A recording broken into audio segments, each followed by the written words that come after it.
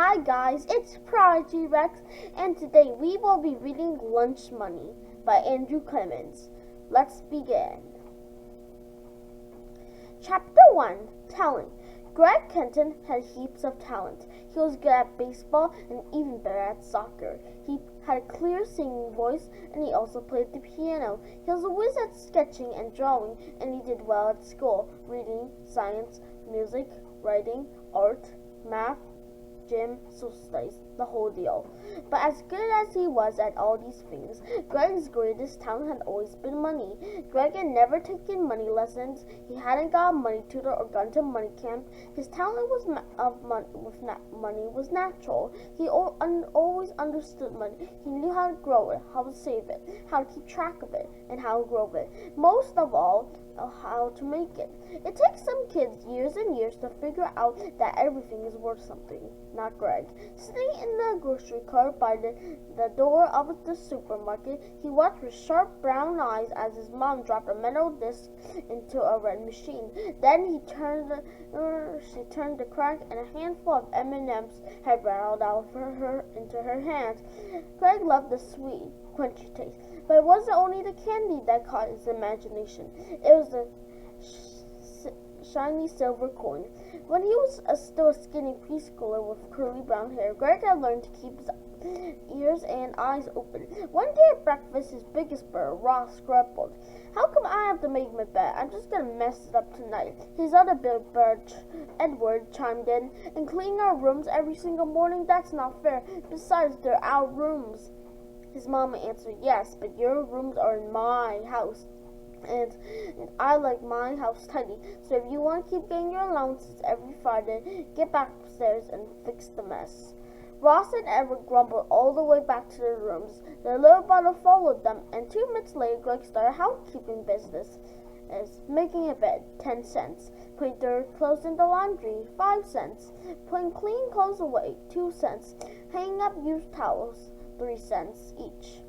If both his brothers were complete sobs, and they usually were, Greg earned a little more than $2 a week, so it was certainly not a get-rich-quick scheme, but that wasn't what Greg was trying to do. He was perfectly happy of getting rich slowly, because being patient was a big part of having money talent. Greg understood that a year had 52 weeks, so between the ages of 4 and 6, Greg transformed rumpled sheets, used underwear, smelly socks, soggy towels into beautiful spendable cash, more than $200. Then his mom shut down the business, insisting that Ross and Edward had to do their own chores. When he was still in nursery school, Greg had taken charge of recycling the family's trash. He had imprinted all the baskets at least once a week, and all the bins out in the garbage, and he stored the newspapers and magazines from the cardboard and aluminum from the steel, and the 1 plastic from the 2 plastic. As a reward for this shiver, what only took him 10 minutes a week, Greg was allowed to keep the deposit refunds on all the cans and bottles. This added up to $4 a month in the cool season and $8 during the long, thirsty summer. As a 7 and 8-year-old, Greg had found other ways to make money around the house and yard. He shined his dad's and mom's dress shoes for 50 cents a pair. He scrubbed black heel marks and old wax off the floor tiles in the kitchen for 10 cents a square. He dug dandelions out of the lawn at a rate of 4 for a nickel, and he picked Japanese beetles off the shrubs for a penny a bug. At first, Greg simply enjoyed having money made. Cash was fun and interesting all by itself. He loved sorting and stacking the bills, singles, 5, 10s, 20s, and even a few 50s he got from his grandparents for Christmas. He studied the faces of famous persons, and Alexander Hamilton, who he discovered was never president, only the first Secretary of the Treasury of the United States. He loved to do the engraving of the bills on a magnifying glass, studying the face of Lincoln sitting there in his big square chair inside the Lincoln Memorial on the back of every $5 bill. Greg found the coins just as interesting. He loved making rolls of quarters dimes, nickels, and pennies, and stacks of them, and they go in secured real coins. He didn't put them into rolls. He had collected 27 of them, which he kept hidden in the bottom drawer of his dresser. Every once in a while, he spread them on his bed and count them again. Greg also became an amateur coin collector. He was excited to come up with a mercury dime now and then. He found a couple of those great pennies who had been made of steel instead of copper during the Second World War. He also found pennies that were worth $10 or more, and that could get a kid thinking. As nice as it was to have all the money itself, Greg quickly learned it was fun to spend some now and then. He would spend something special, like his own professional quality soccer ball, or one of those huge aluminum flashlights with 6 batteries that could throw a beam of light all the way across the lake at his grandpa's cavern. He also bought cool stuff which he really wanted, mostly seemed too long to wait till his birthday or Christmas. He bought collectible comic cards. He also bought a few Beanie Babies and sold them for a nice profit. Sometimes he bought comic books, but only a few, and new ones that were looking more popular. Greg loved comics. He got to read them all he wanted for free because his dad collected them. By third grade, Greg had set himself a goal. He wanted to be rich. It would be fantastic to spend all the money he wanted anytime he felt like it.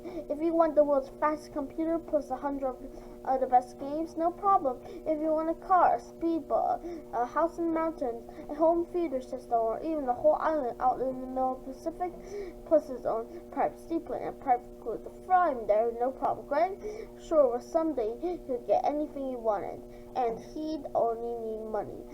It wasn't different from his friends. They also dreamed about getting rich, and some of them wanted famous too. Greg didn't care much about fame. What's the point? Besides, he figured if he got rich enough, really super rich, the fame part would happen automatically anyway. But there was one difference between Greg and most of his friends. He wasn't just dreaming about getting rich, he was working at it. As Greg reached third grade and the fourth, his whole neighborhood became the land of opportunity.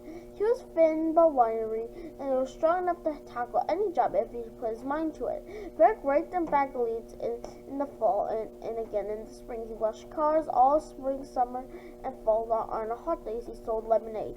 Greg shoveled snow in the winter and salted icy sidewalks in the winter. He became a fear of cats, a walker of dogs, and a collector of mail and newspapers for people on vacation.